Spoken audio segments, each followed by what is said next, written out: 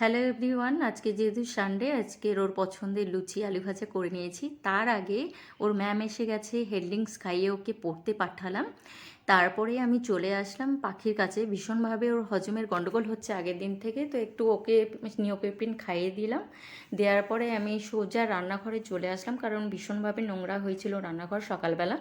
তো সেটাকে চটপট আমি ক্লিন করে নিলাম। নেওয়ার পরে রান্না করতে হবে, তার জন্য একটু মশলা করতে হবে। আমি সেই মশলাও করে নিলাম। আমি জানি আবার ড্রয়িং ক্লাসে ওকে পাঠাতে হবে, তো ড্রয়িং ক্লাস থেকে ফিরেও ভীষণ এক্সাইটেড, কারণ এর এক্সাম চলে এসছে ড্রয়িংয়ের।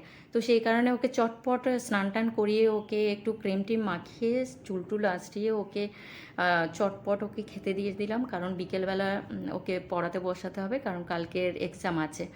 তো ওকে খেতে দিলাম ঝিঙে আলু পোস্ত আর পেঁপে আলু দিয়ে একদম পাতলা চিকেনের ঝোল।